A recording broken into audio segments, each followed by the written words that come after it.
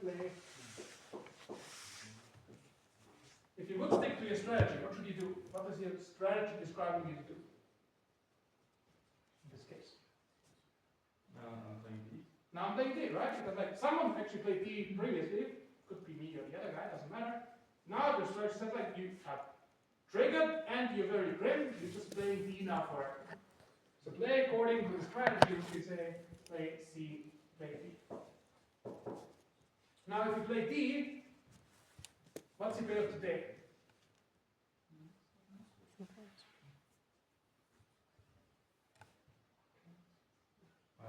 One, if the other player continues to play D, and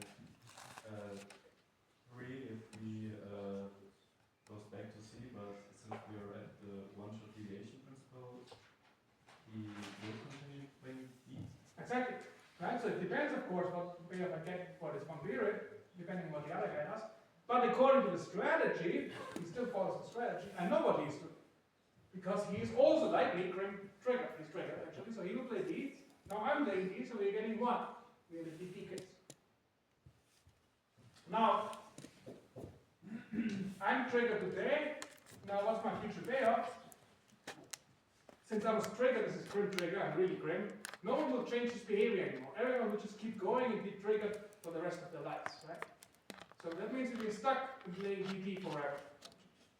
So now we get 1 delta with 1. So this is again just the absolute standard geometric series. It's 1 over 1.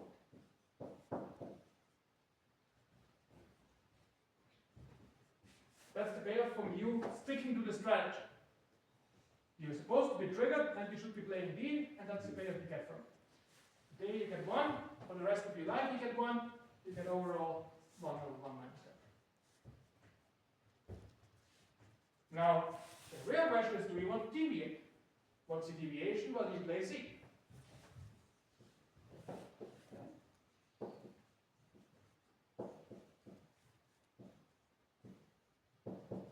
Now, if you play C, what's your payoff today?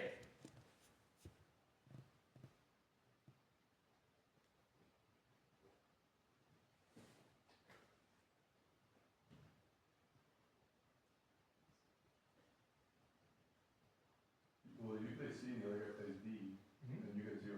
Yeah. Which is already sounding a bit weird, right? Because usually, if you think about deviation, there's cost benefit. I just explained that usually the benefit is today and then there's a cost tomorrow. But now there's not even a benefit. You're actually getting less. You're screwing yourself. So this looks already a bit strange, but it is what it is. You get 0. What's the payoff tomorrow? Delta, I guess, besides the delta. What happens tomorrow? Now do I still continue to play C? Well, what does the strategy say? I mean, in case that I now again go back to the grim trigger strategy, I'm gonna play D. Yeah, so we're not, yes, exactly. So the one-shot deviation principle says that whatever we did here, tomorrow onwards, we're just going back to our initial strategy. Right? And our initial strategy says like something very simple here. If you trigger once, you keep being triggered forever. So what happens tomorrow? No, I'm just confused because, I mean, you're always saying, well, the strategy we have to account for scenarios that are even unrealistic. Yet still playing C after somebody played D would then again be a violation of the grim trigger strategy. Yes, so this is, but that's exactly, that's a very good question. So this is the strategy that describes what we're doing, right? And now, for Nash equilibrium, you know, if you think about a big matrix, this matrix would be really big. This would be one row or something, right? And now you need to check if any other row is better, fixing the column of the other. That will be a deviation, right? But there are many, many rows. And all I'm saying here, this is the one-shot deviation principle, is you don't have to check all of them, you have to check only, in this case, one possible deviation, namely today you're changing your behavior. And it's surprising, it's actually it's a result, it's not an easy theorem to prove that this is enough. It's surprising, yes. That's why it looks weird. You're not checking everything, right? You're checking one thing. This is somehow good enough. But that's a result. That's the one-shot deviation rule. That's good enough. You don't have to check anything else. Otherwise, this would be a big mess and we can't do anything. So our deviation from the principle which we have laid out is to show the legitimacy of the principle or something like that? It's like, in some sense, yes. So if you think about a matrix game, right, like 2 by 2, like prisoners, if I want to show that this is a Nash equilibrium, all I need to check is, well, does this player want to deviate or does this player want to deviate? Yeah. If one player wants to deviate, we know it's not a Nash equilibrium. If no one wants to deviate, we know it's a Nash equilibrium. No, I get that. So this is the same idea, right? Yeah. It's a bit, it looks much more complicated, but it's the same idea. I get that. Okay. The question is not It's still complicated. no, it's like consistency. It doesn't matter. Yeah, but yeah, we would play D then afterwards after playing C, right? Exactly, right? So, okay, maybe I deviate, but now Grim trigger and the one-shot deviation principle would say, well, I'm triggered and I'm Grim, so whatever happened in the past, in particular someone deviated before, like someone defected before already, so we'll keep playing D forever. So tomorrow we'll get 1 again, and 1 again, and forever.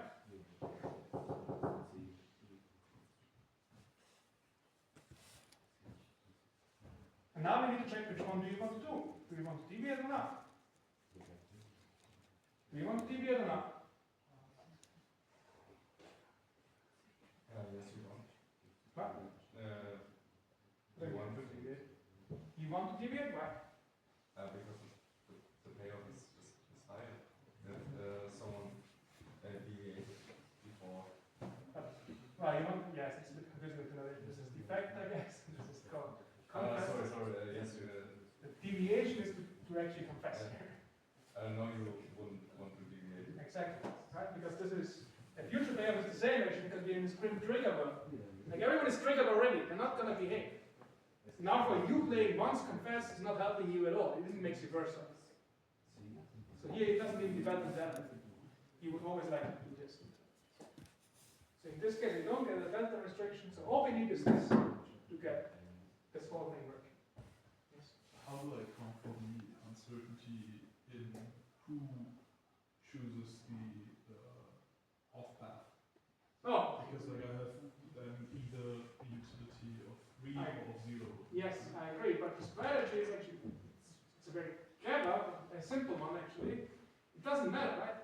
It's maybe a bit hidden, but it says as soon as anyone defects, both of us are triggered.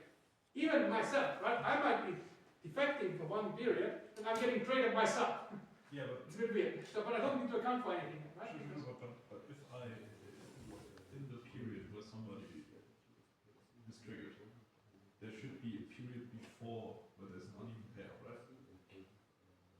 Yes. Like a period where one gets 3 and the other one gets 0. Yes. And I was wondering how I account for this period in the model or the utility if I want to Well, the thing is, calculate expected payout of the game. right, it's a good question, but it doesn't matter. Okay. It's like a sunk cost. Okay. That could happen in the previous period already. Like you got some pair and I got some pair. What Sure, happened? but I just want to like calculate can I even calculate the expected payout? Go to Well, you can, in some sense yes, in some sense it's a bit tricky. Yeah. So now, let's maybe just go back now. Yeah, sorry. So this is the, now we found, well, here you always want to play D, which is exactly what the strategy prescribes. Here you want to play C, which is what the strategy prescribes if delta is higher. So that means overall, if delta is high enough, you want to follow the strategy, no matter what. But that means, by the one-shot deviation principle, that this is an equilibrium. Something perfect. Now you could ask, in the equilibrium, what's the expected fate? That you can ask. And that's relatively easy, because you know what happens in the equilibrium. What happens in the equilibrium? Because I don't know who of us violates it first. But the So thing it's is, a the way we big constructed the equilibrium, no one ever violates it. okay. Yeah, sorry. So we're playing CC forever. And that's the magic. This is the precedence that ever we're getting the 2-2 outcome forever. That's why we get actually this cooperation between the two of us. If we're both sufficiently patient, we can actually get a good outcome. The sum would be something like 2 plus. Actually, we have it already. Thank you. Yeah, so that's just one repeated. It's the dynamics are always the same. You have to figure out what cases can you be in, and in what cases, what can you deviate to, and what you follow along the strategy. And then you usually have a trade-off between getting something now that's being punished tomorrow. Sometimes there's no trade-off, like here. Sometimes there is a trade-off, and then the delta will play a role. That's kind of it. And the magic thing is that you can get cooperation in the prisoner's dilemma. You know, in the first game theory course, he had a lot about the prisoner's dilemma. It's kind of horrible. Everyone behaves selfish, but we don't get the good outcome. And now if you repeat it again, you can get the good outcome again. All the problems are solved. Now you can ask yourself, what else can we get in a repeated game? You can get a good outcome. Can we get any other outcomes? Well, one thing you can always get is you're just playing always the static Nash equilibrium. That's always an outcome. So it's boring. Just keep playing the Nash equilibrium. You can get many more things. Like there's what's called the fault theorem that has some suspicions. You can get pretty much everything. And that's another problem of repeated games, that we threw out way too much. Now we cannot get any predictions anymore because everything goes. Is that possible that to change static to the dynamics strategy? I mean, We have the stage game, a dynamic game as well. yeah. Yes, you can do it as well. It's just a The, bit more complicated, yeah. but yeah, you can do all that stuff as well. Like, What's the more the- complicated this gets, the more complicated this gets because you have to check more deviations kind of as well. What's But the pair of it? same logic goes through it.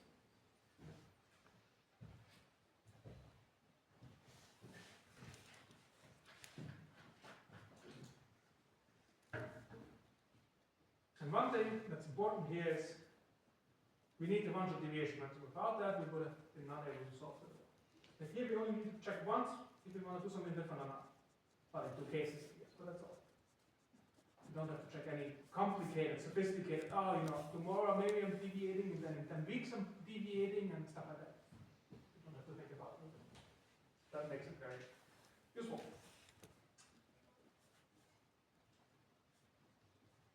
Good. Very last question. We're not going to write it out, but it's actually pretty easy once you understand what happens actually. So now let's ask the question. It's not infinitely repeated, but we get actually this. See, we can get cooperation of all people getting a good outcome. Now what happens if the game is not infinitely repeated, but it's repeated only once? So we have two periods of work. We're playing it once, and then tomorrow we're playing it again. Now what happens in the subinversion equilibrium? How do we solve the subinversion equilibrium in final form? You look at the second stage first, and there we choose D. So we play C and then D. Almost. So yes, last step's correct. So you do backward induction. You look at the last periods, but there are like many 4-stage games in the last period.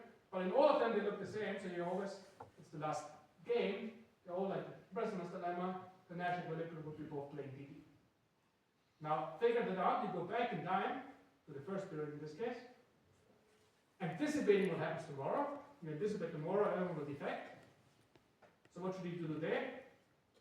I also DD. Exactly, because there's no incentive now. Right? Like here we had this incentive that, well, if we keep playing, maybe we get this nice 2 forever, but now I cannot make this promise somehow, right?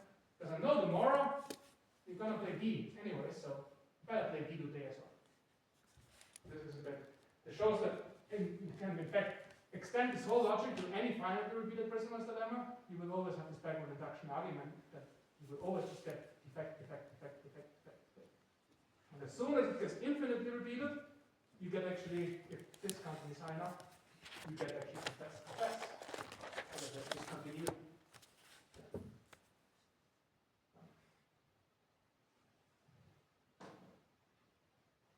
Okay, that's all I have to say about this one. And that's all I have to say about game theory. Questions?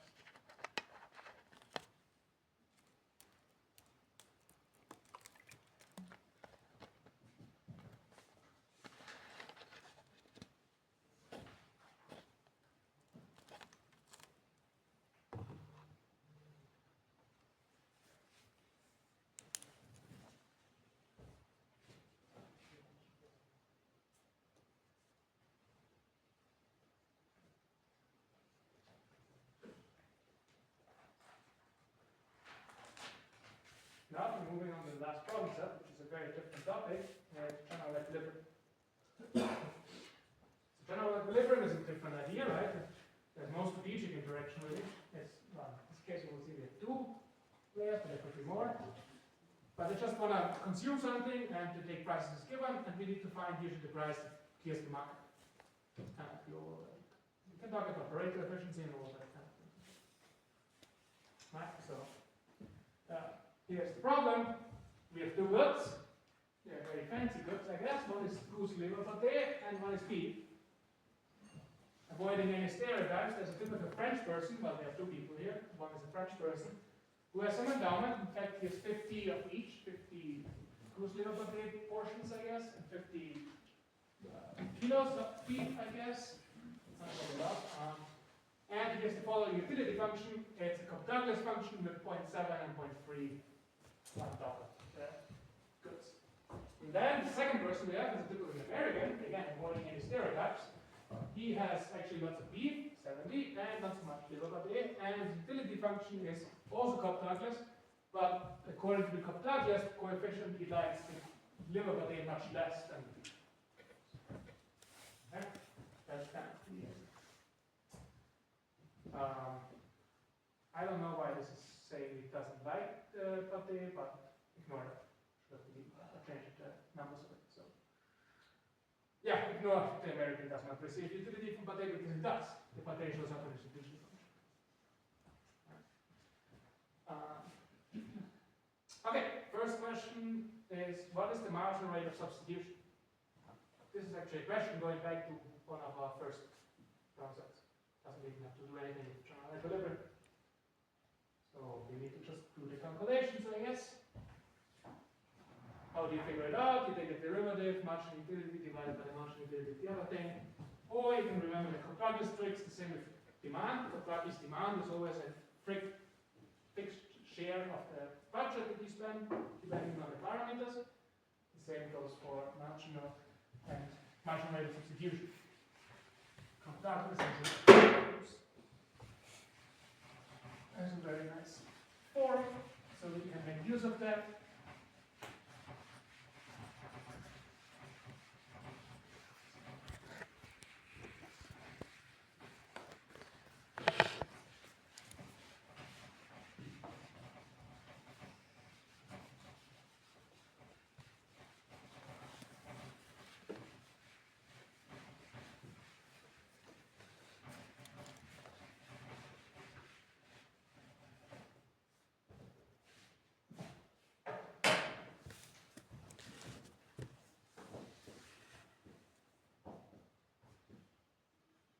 Marginal rate of substitution, which is the same way around having the solutions.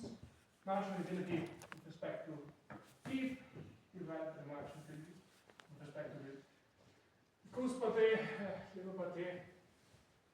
Since it's Cobb-Douglas, it always looks like 1 minus alpha alpha, and then it's G for the utility function.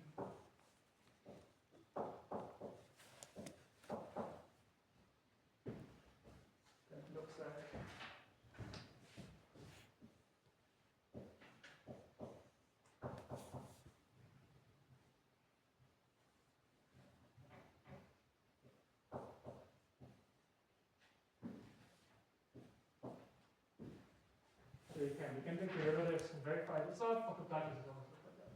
So if you have coefficients alpha and 1 minus alpha, it's just the ratio of the coefficients times the ratio of the goods. Looks like Cobb-Douglas. In the Cobb-Douglas case, it's pretty easy. Okay, how to get that again? Take a derivative. Take two derivatives to take the ratio. Again, we did that 40 weeks ago, so it's 30. Something like that. Okay, good. Well, we need to calculate it. So let's do it for we should calculate it at endowment actually. So when the French guy has 50-50 and the American guy has 37. Right, so the marginal rate substitution for the French guy. What is it? Well, his coefficients are what? 0.7 and 0.3.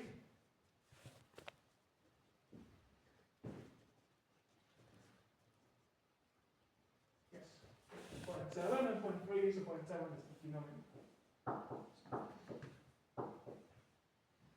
That's for this guy. And then by the goods itself, using evaluated at the endowment, so it's 50-50, so it's 50.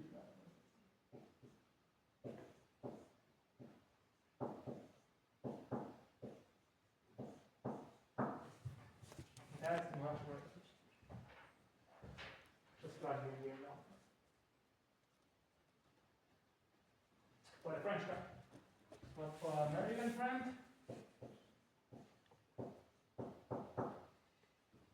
again, it depends on the alpha coefficient. The alpha coefficient here is 0.2, so 1 minus alpha is 0.8. 0.8 divided by 0.2. Times, well, the ratio of the endowment, or value of the endowment, is 30 of the liver body and 70 of the beef.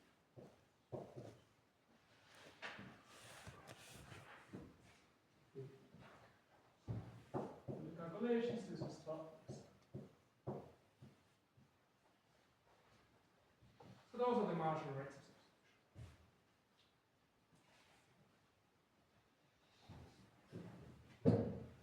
Now, relatively speaking, who is willing to give up what and having more of what? Right, so the whole thing is that with this trial equilibrium, we want to analyze how people are trading potentially. So now we have these endowments, now we look at the marginal rates of substitution, and we already see what they would like to trade.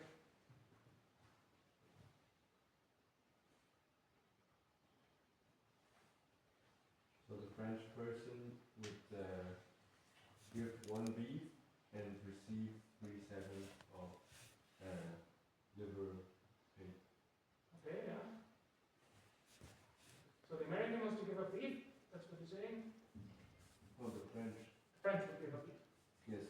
Or 3/7 of liver pay. Exactly, right? How can you see that? So this number is smaller than this number. Here, 3/7 is less than 0.7. So we would like that these are more equal, so to speak. So how can we make it? Well, this number needs to get bigger, or it needs to get smaller. Let's make this bigger, say. How can we make this bigger? Well, the easiest way to look at it, marginal utility of beef is up. If we increase the beef, marginal utility goes down. Right? The more you have something, the less marginal utility than that income principle. So you want to make this bigger. So you actually have to make the marginal utility of beef bigger. How do you make the marginal utility of beef bigger?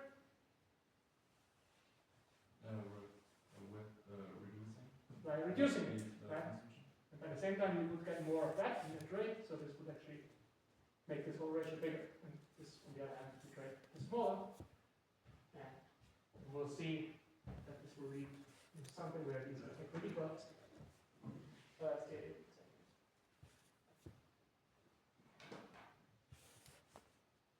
I think it's always hard to remember which direction it goes. That's why it's good to, I think, easier to work with this marginal utilities. Because marginal utility on top, you know exactly marginal utility is decreasing, so you can know in what direction it goes. Alright, that's the first question. Not really about general equilibrium. The next question is about the Intervall. You remember the Intervall? It's a really cool thing.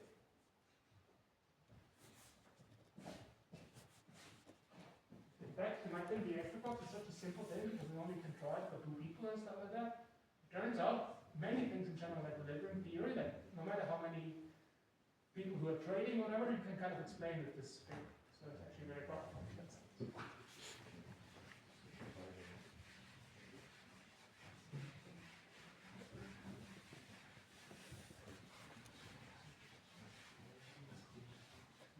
Okay, so what's the Intervall?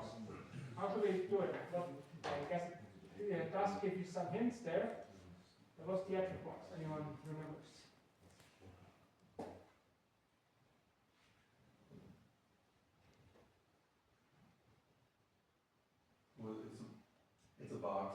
Yes. And in the lower left corner you have the American, and then you put the French person in the upper right corner, and then you have like the sum of all of the goods in the game as the axis, I think, and then you basically you can put yeah, their endowments on there, which in this case is me. Okay, I mean, I guess I just repeated the problem, but like I have it in my head. Yes. It's been hard to describe a figure, I think. So what's the idea here? So if you think about, just consumer choice as it is at the beginning of the semester, here we have, I guess, critic, correct, B from the X. So this would be, a consumer problem for, say, the French person. He has some endowment, that means he has eventually some budget, he's maximizing some utility, looks like this. Now, it turns out, if you think about it, for the, this was for the French, for the American, it looks very similar, but the endowment is slightly different maybe, and the preference may be slightly different shape. But the idea is that they look the same, roughly speaking. Now this is not so useful in some sense for our purposes, because now we have two figures, how to work with two figures.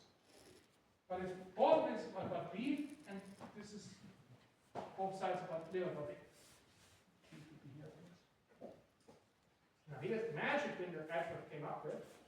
What if you just twist this around and put it on top of it? And you literally turn this whole thing upside down and put it on top.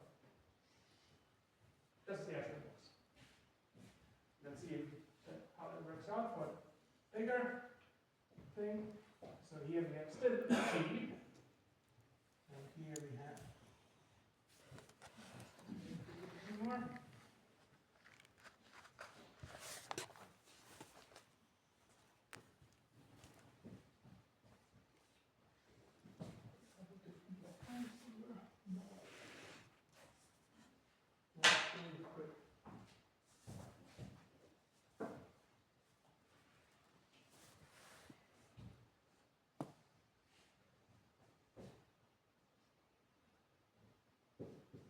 So this is the same idea. Now, how big is an Ashworth box? It's always the size of it is what we have overall in the economy, the total endowment. So what's the total endowment of labor market? How much labor market do we have overall? 80, right? It's 50 plus 30, so it's 80. So up here, it's 80. Here's how much beef we have. How much beef do we have? It's 50 plus 70, so 120.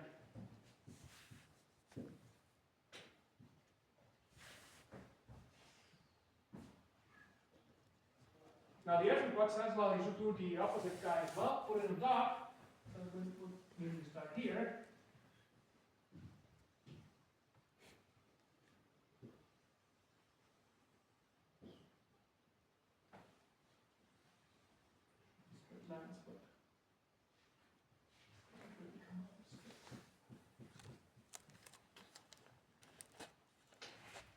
And the idea is to measure it kind of the same, but just in the opposite direction.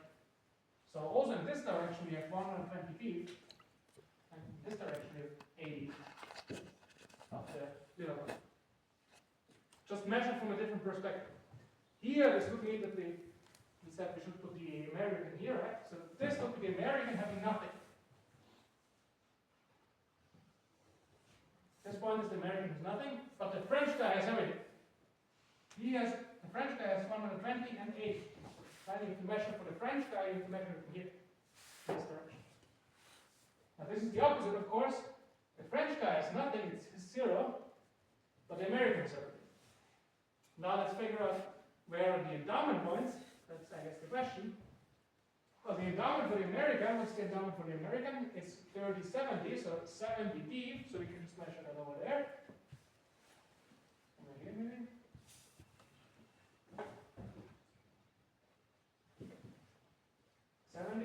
Deep and 30 there, no, so it should be somewhere here.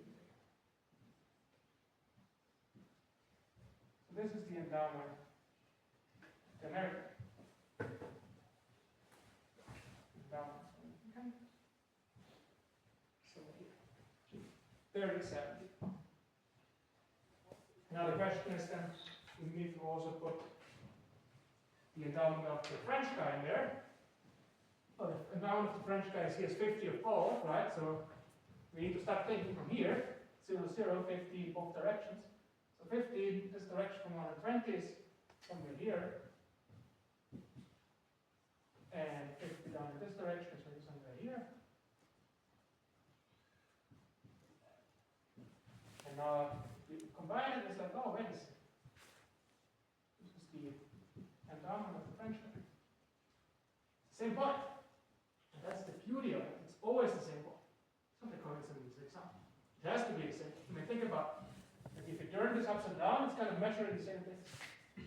And since we made the size of exactly the total endowment, it has to be the whatever we have in B for one guy, plus what we have in B for the other guy, needs to be the overall endowment. Same goes in this dimension. So this is the endowment point. So we can show both endowments with one point. That's why this is so useful. The endowment is the same point. Yeah. I've done a question. Yeah. Do the dimensions of graph matter? Like, should it optimally always be a square? Because No, totally. It's like the same with the bigger like this. It doesn't have to be the right kind of scaling, but you just need to keep track of it. What's important is that you understand that what's this length and you understand what's this length. That you need to be consistent about. I think it is useful to try a bit to scale, meaning that this side is shorter than this side of the scale because we have 120. then it doesn't really make sense. Why not? It doesn't have to be like a square. No, I was just very confused. I'm sorry, that's all. Yeah. So it doesn't have to be a square, no? I mean, you can draw it like a square, but then you have to kind of scale them differently. No? If you don't want to scale them differently, like 1 centimeter should be always the same in both dimensions, then you will get not squared, then you get a box, then here, roughly this side is smaller than this side. Okay.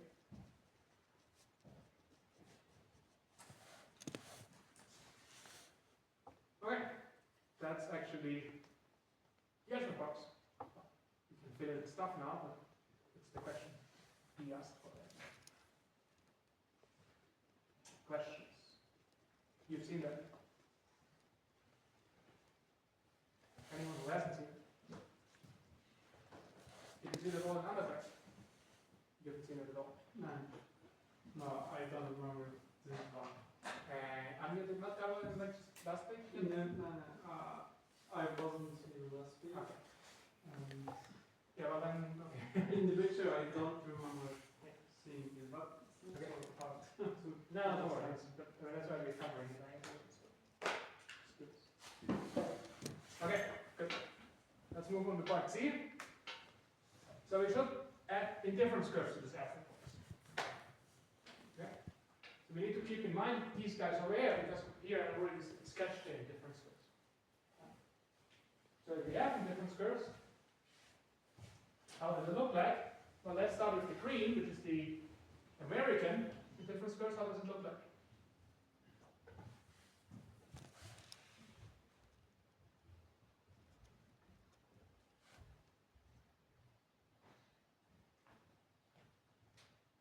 So if an American, the American is here, 0, right? For this guy, nothing really changed. Like everything is kind of normal. So you will also have normal indifference curves, like over there. It will just look like something like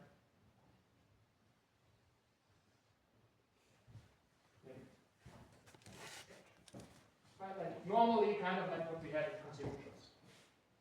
Roughly like this. Now the question is, how does it look for the French guy?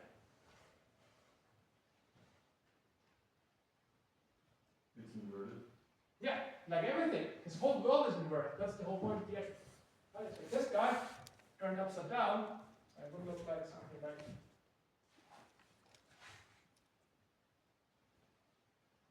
now maybe let's make clear as well in what direction. So these are the indifference curves going through the endowment points. Each point in this indifference curve makes, well, it's an indifference curve, so say utility. But let's also indicate what directions the utility is increasing for the American, the green one, everything is kind of standard, so increasing the utility would be leaning in this direction. Going up kind of in this direction. Now for the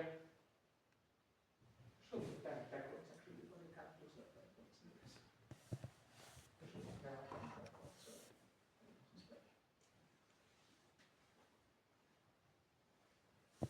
still looks somewhat backwards. What direction is the blue indifference curve increasing? Like very high indifference curve. To the left side. Exactly, everything is flipped.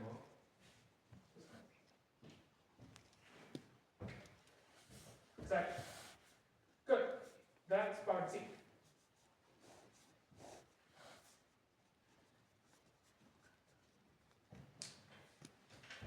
So again, this is the difference curve for the French guy going from the down. That's the difference curve for the American going from the school. Now from this extra box and down, can you see a point where people would like to trade themselves? Within the area of the indifference curve. Exactly, this whole lens here, if you think about it, this whole area inside is a lens of where people would trade. Why? Because it would make people better off, at least one. Depending, it could be that one is left the same if you stay on this indifference curve, but it would make the other guy much more better. If you're somewhere in the middle, it would make both of them happy, right? Because they are going in different directions. This increases in this increases in this direction. So any point from here would make at least one person happier, so they might be willing to trade. Now coming to the next question, if we can make one person happier without hurting the other guy, which is exactly all these points in here, what does it remind you of? Making someone better off without making anyone worse off? The Pareto criterion, right? Like, that's exactly Pareto efficient. No, it's not Pareto efficient, right? It's Pareto improvements, yes. Don't confuse those two things. The whole lens here, all the points would be Pareto improvements. From the endowment.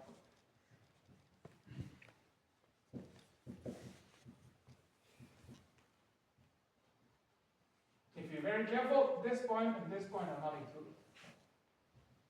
Okay. Think about the vibe.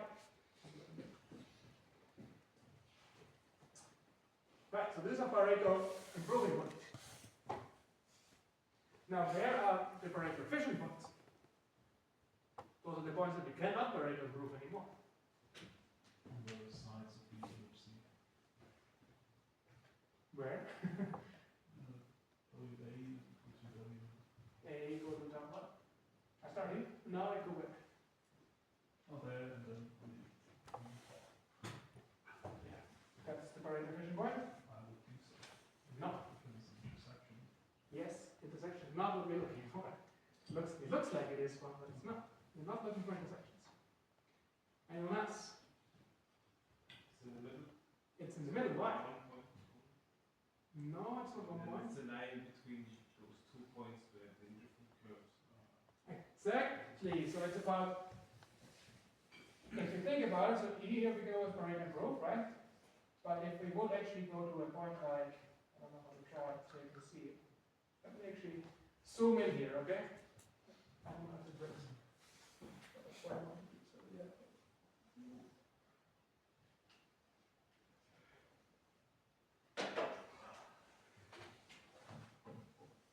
So this is kind of just a zoomed in thing here. Okay. Now I'm getting somewhere, using red now, because a lot of colors. Pareto efficient points are these guys. Somewhere. Right? Because here we would have any of those points, let's start with this point, we would have, if we shift the indifference curve from the blue guy to here, would look like this. They would be both be tangent. And if you remember, the tangency is exactly the marginal rate of substitution. And if they're tangent, that would mean the marginal rate of substitution is the same. And if they're the same, then no one is willing to trade anymore because they have exactly the same trade-offs.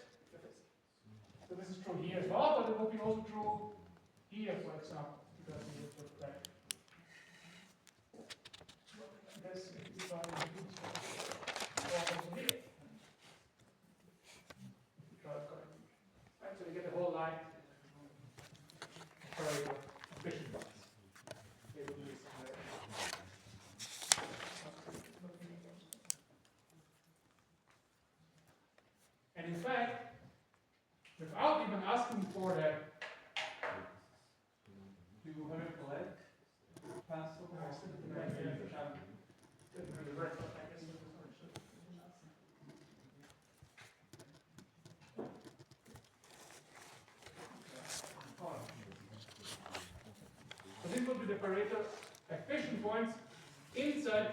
points that are also Pareto improvements. But we can ask overall, in the whole economy, so to speak, what are the Pareto efficient points overall? Okay. We would have one here as well, it might go in this direction as well. I could look at something like this. This is called the contract rate. So the whole Pareto efficient points in the whole box. Yes. Okay, I'm just figuring out. Fine. I have a question. What's the case if the indifference curves only meet once, not twice? You mean they are only, Meeting in that certain point. you cannot have that. Yes. By what sense you Only mean? you can have like this. They are still. But there are like many of those, right? They're all over. Right? In different curves, we just only draw one or two, but they're all over. And for each point, there's an indifference curve, right? For each point, I can ask you for an indifference curve for here, for here, for You here. could draw it in a way that they're still convex and concave, but only meet once. Yes, Yes. What happens then? but there's still many other points where you still meet. But aren't they like out? They were just going outwards, or are they like? Because in that case, they're shaped this way so that they meet twice. Oh, you mean these points? Yes. So yeah. Yes, and I'm still I confused. mean, you can draw it in a way that the indifference curves are still convex and concave, Yeah. but only meet once. Well, they can meet outside, if that's what you mean. But if they are actually strictly convex, they have to meet twice. Right? Because they're always shapeless. It could be lines, I guess, and then they meet infinitely often. No, like Let's talk about it later. okay, I can show you later. Alright, so these are the Pareto efficient points. The Pareto efficient points starting from the endowment, but overall the Pareto efficient points is called the confidence. How do you find them? If everything is differentiable, that's important, you can find them by equalizing the marginal rate of substitution. If not, you have to solve what's called the social planner problem or the Pareto problem. Social planner problem is you take a convex combination of both utility functions, maximize it subject to feasibility so that overall we don't have too much, and then you vary these coefficients. These are called the Pareto rates. And then you get rid of it. In the Douglas case or in any differential case, if you do that, you get exactly the marginal rate of substitution with speed equalized. The solution is actually talk about it a bit more. Okay, questions about that?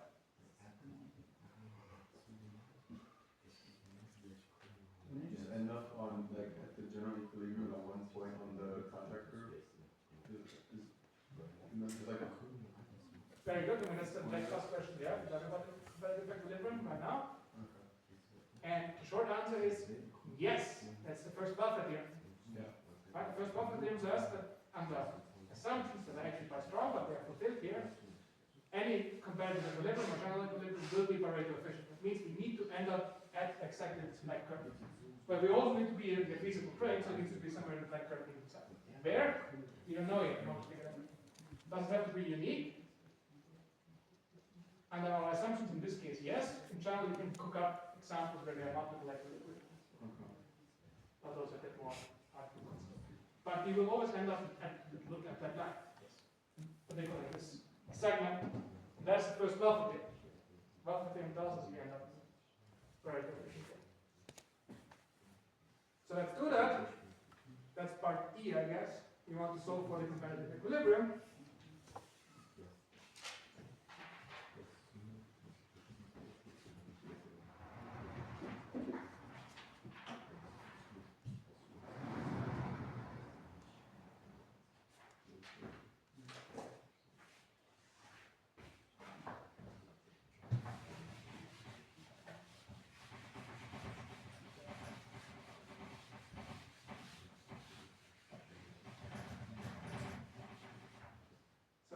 Equilibrium, we need to solve the consumer's problem, derive the demands, and then figure out prices that clear the market. That's kind of the idea. Right? So how do we do that? First thing you do is you always normalize it 1 price to 1. In this case, set the price of P to 1, for example. That's without loss. Why? Because you can always look at the budget set, and if you divide it by a constant, nothing changes, so you can do it. Good. Next step is, while you figure out the demands, means you set up the consumer problem, solve for the Walrasian or Marshallian demand, Lagrangian, blah blah blah blah blah blah blah. Or you remember Cobb-Douglas has this nice feature that the demand for beef is whatever the coefficient is for beef, which we used to have 1 minus alpha to be consistent with before, I guess. Times your income divided by the price. Beef price is 1. And demand for goose per day is alpha times income divided by the price.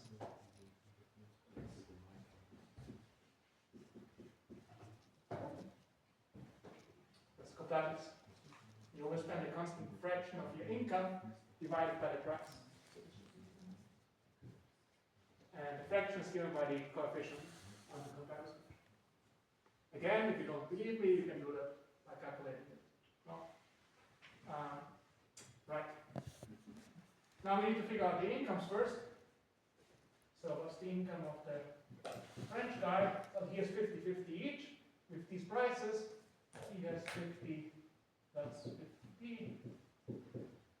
The income of the American is he has 30 pâté and 7. That's the income. Now for this you can figure out the actual demands for beef, for example. Well, let's do it here. Let's be consistent. I do it for pâté, I guess. What's the demand for pâté from the French guy? Well, we use this formula. The alpha for him is 0.7 times the income, which is this guy,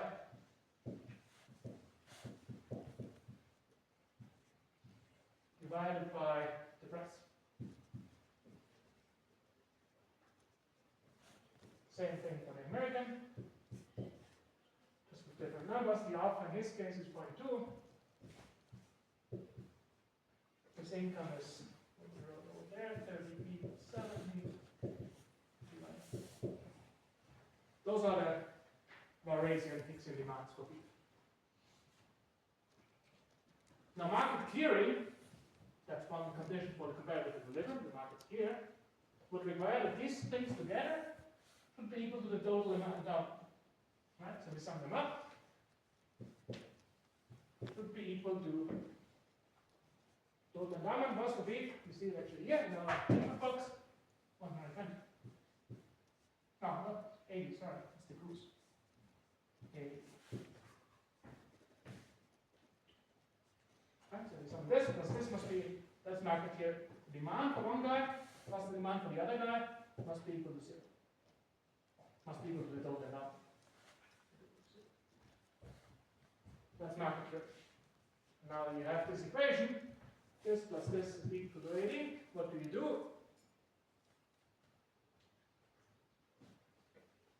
You solve for P. Some algebra, it's a bit annoying, but hopefully you can do it. It gives you some very nice number that I cooked up for you. If you solve this, you get a price of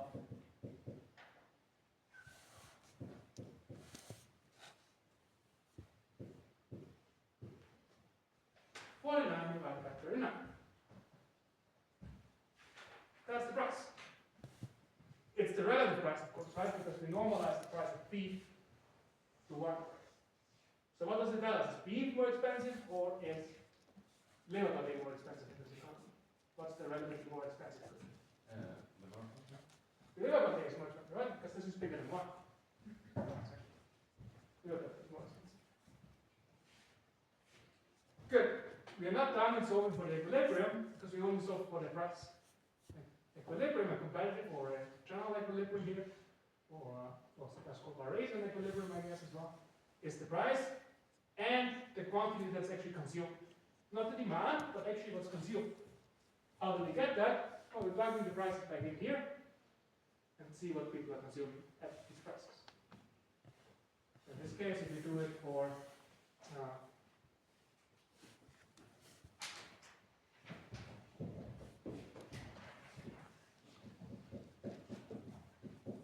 you get also some very nice numbers, 440 divided by 7, and for the French guy, and for the American, you get 100.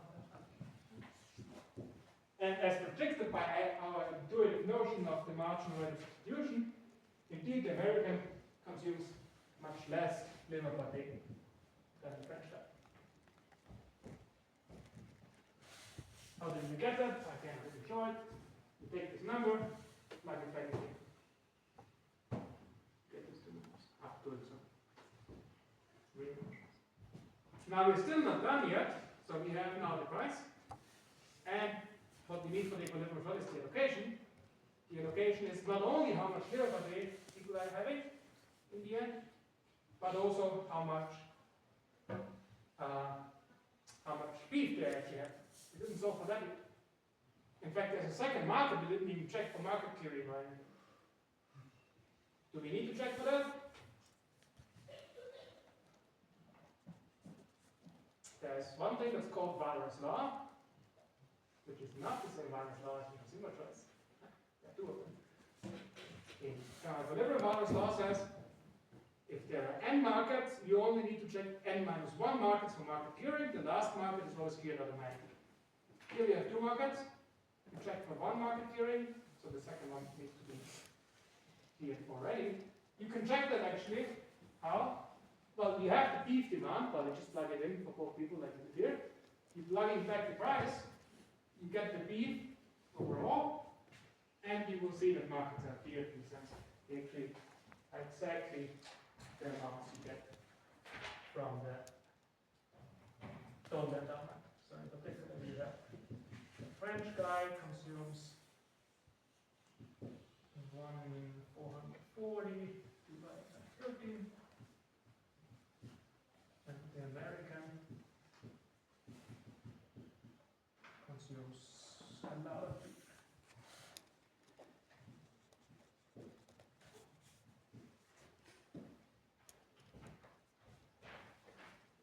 And now that's the equilibrium. Comparative equilibrium consists of prices and an allocation. Always both things. Prices alone are not equals the allocation. Now you can think about how it looks like in our figure up there. And basically what it says is, well, we have prices now. Price for, it's the relative price.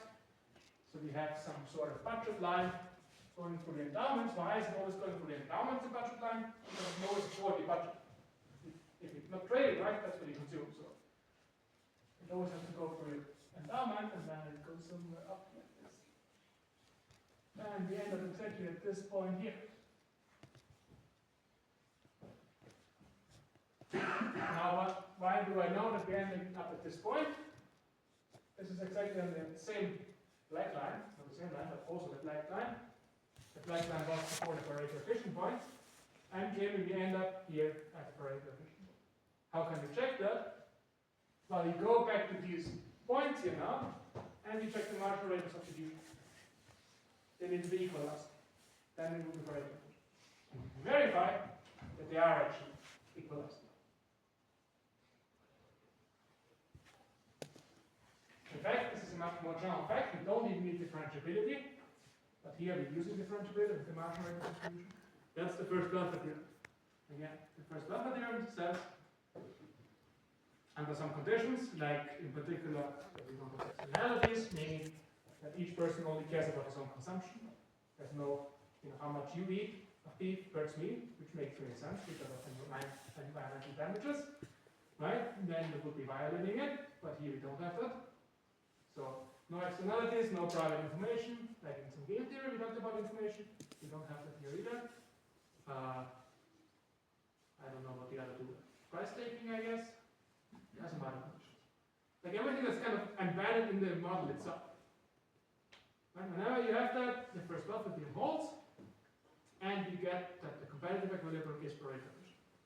Meaning that the point here that we solve for is exactly on the contract curve. That's the first one.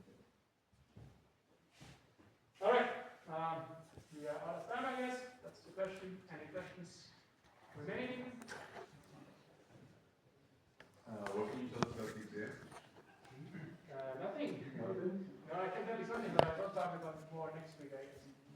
So the idea is like you will get questions from all sorts of topics, I guess, like kind of categories, I guess, from all, most, I guess, of the major topics that we have. Some questions about it, mostly sort of like the calculations questions, and maybe some additional either add-ons or explanations. But most stuff will be solve this to that.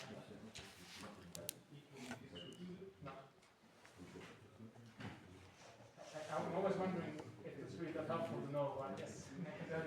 Why is it helpful? I don't understand. Like, you can be very strategic and not learn so much now, I guess. But if then you end up exactly not studying that part that's highly, then. Anyways, yes. It's not, I mean, some stuff will be a bit longer and some,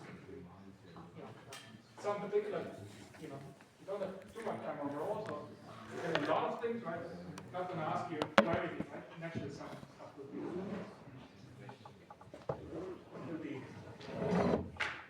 trying to get stuff from any sort of topic.